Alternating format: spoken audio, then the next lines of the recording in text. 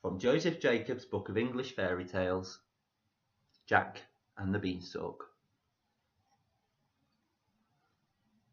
There was once upon a time a poor widow who only had a son named Jack and a cow named Milky White, and all they had to live on was the milk the cow gave every morning, which they carried to the market and sold.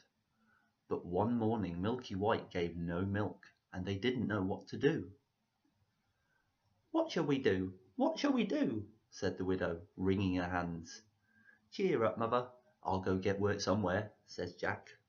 "We've tried that before, and nobody would take you," said his mother. "We must sell Milky White, and with the money start a shop or something." "All right, mother," says Jack.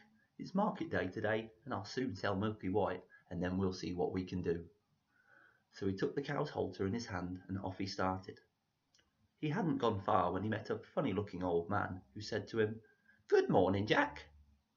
"Good morning to you," said Jack, wondering how he knew his name. "Well, Jack, and where are you off to?" said the man. "I'm going to market to sell our cow there." "Oh, you look the proper sort of chap to sell cows," said the man. "I wonder if you know how many beans make 5. 2 in each hand and 1 in your mouth," says Jack, as sharp as a needle. "Right you are," says the man. "And here they are, the very beans themselves," he went on, pulling out of his pocket a number of strange-looking beans.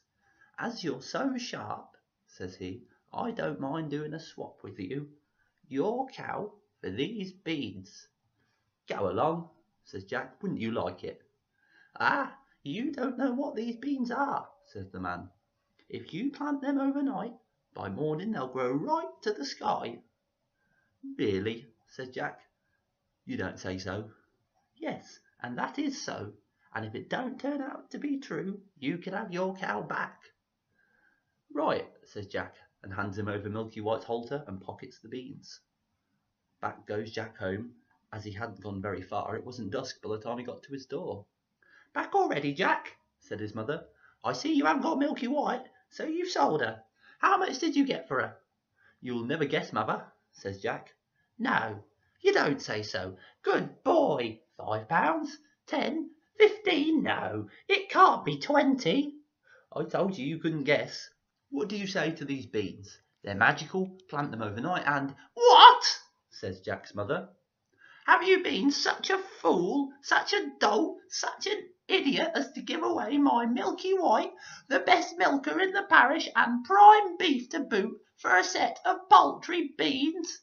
Take that, take that, take that. And as for your precious beans, here they go out the window. And now off with you to bed. Not a sup shall you drink, and not a bit shall you swallow this very night." So Jack went upstairs to his little room in the attic, and sad and sorry he was, to be sure, as much for his mother's sake as for the loss of his supper. At last he dropped off to sleep. When he woke up, the room looked so funny. The sun was shining into part of it, and yet all the rest was quite dark and shady. So Jack jumped up and dressed himself and went to the window. And what do you think he saw? Why, the beans his mother had thrown out of the window into the garden had sprung up into a big beanstalk which went up and up and up until it reached the sky. So the man had spoke truth after all. The beanstalk grew up quite close past Jack's window, so all he had to do was open it and give a jump onto the beanstalk, which ran up like a big ladder. So Jack climbed, and he climbed, and he climbed, and he climbed, and he climbed, and he climbed, and he climbed, until at last he reached the sky. And when he got there, he found a long, broad road going straight as a dart. So he walked along, and he walked along, and he walked along until he came to a great, big, tall house. And on the doorstep there was a great, big, tall woman. "Good morning, mum," says Jack, quite polite-like. "Could you be so kind as to give me some breakfast?" For he hadn't had anything to eat, the night before, and was hungry as a hunter. "It's breakfast you want, is it?" says the great, big, tall woman. "It's breakfast you'll be if you don't move off from here. My man is an ogre, and there's nothing he likes better than boys broiled on toast. You'd better be moving on, or he'll be coming." "Oh, please, mum, Do give me something to eat, Mum. I've had nothing to eat since yesterday morning, really, truly, Mum, says Jack. I may as well be broiled as die of hunger. Well, the ogre's wife was not half so bad after all, so she took Jack into the kitchen and gave him a hunk of bread and cheese and a jug of milk. But Jack hadn't half finished these when thump, thump, thump, the whole house began to tremble with the noise of someone coming. Goodness gracious me, it's my old man, said the ogre's wife. What on earth shall I do? Come along, quick, and jump in here. And she bundled Jack into the oven just as the ogre came in. He was a big one, to be sure, and at his belt he had 3 calves strung up by the heels, and he unhooked them and threw them down onto the table and said, Here, wife, broil me a couple of these for breakfast. Ah, what's this I smell? Fee, fi, fo, fum, I smell the blood of an Englishman. Be he alive or be he dead, I'll have his bones to grind my bread. Nonsense, dear, said his wife, you're dreaming. Or perhaps you smell the scraps of that little boy you liked so much for yesterday's dinner. Here you go and have a wash and tidy up, and by the time you come back your breakfast will be ready for you. So off the ogre went, and Jack was just going to jump out of the oven and run away when the woman told him not. Wait till he's asleep, says she. He always has a doze after breakfast. Well, the ogre had his breakfast, and after that he goes to a big chest and takes out a couple of bags of gold. Down he sits and counts till at last his head begins to nod, and he begins to snore, and the whole house shook again. Then Jack crept out on tiptoe from his oven, and as he was passing the ogre he took one of the bags of gold under his arm, and off he pelted till he came to the beanstalk. Then he threw down the bag of gold, which of course fell into his mother's garden, and he climbed down and climbed down and climbed down until at last he got home and told his mother and showed her the gold and said, Well, mother, wasn't I right about the beans? They really are magical, you see. So they lived on the bag of gold for some time, but at last they came to the end of it, and Jack made up his mind to try his luck once more at the top of the beanstalk. So one fine morning he rose up early and got onto the beanstalk, and he climbed and he climbed and he climbed and he climbed and he climbed and he climbed until at last he came out on the road again and up to the great tall house he had been to before. There, sure enough, was the great tall woman a-standing on the doorstep. Good morning, mum, says Jack, as bold as brass. Could you be so good as to give me something to eat? Go away, my boy, says the big tall woman, or else my man will eat you up for breakfast. But aren't you the youngster who came here once before? Do you know, that very day my man missed one of his bags of gold? That's strange, mum, says Jack.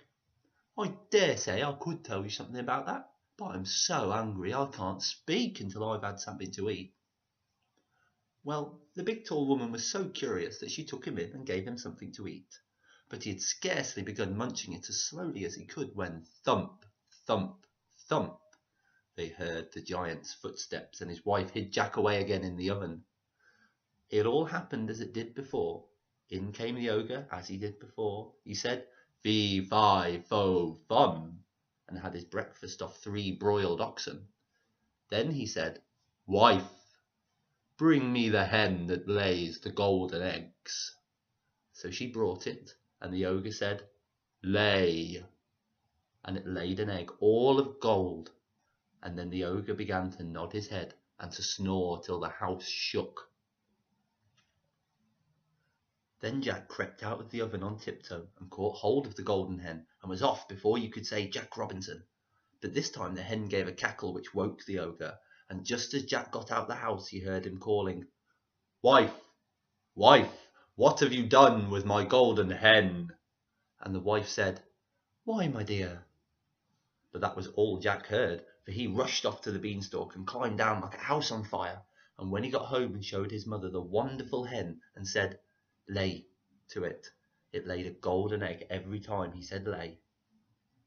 Well, Jack was not content, and it wasn't long before he determined to have another try at his luck up there on the top of the beanstalk. So one fine morning he rose up early and got to the beanstalk, and he climbed and he climbed and he climbed and he climbed and he climbed and he climbed till he got to the top. But this time he knew better than to go straight to the ogre's house. And when he got near it, he waited behind a bush till he saw the ogre's wife come out with a pail to get some water, and then he crept into the house and got into the copper. He hadn't been there long when he heard thump, thump, thump, as before, and in came the ogre and his wife. Fee, fi, fo, fum, I smell the blood of an Englishman, cried out the ogre. I smell him, wife, I smell him. Do you, my dearie? Says the ogre's wife. Then, if it's that little rogue that stole your gold and the hen that laid the golden eggs, then he's sure to have got into the oven. And they both rushed to the oven. But Jack wasn't there, luckily, and the ogre's wife said, There you are with your fee-fi-fo-fum. Why, of course, it's that boy you caught last night that I've just broiled for your breakfast. How forgetful I am, and how careless are you not to know the difference between live and dead after all these years. So the ogre sat down to the breakfast and ate it, but every now and then he would mutter, Well, I could have sworn, and he'd get up and search the larder and the cupboards and everything, only, luckily, he didn't think of the copper.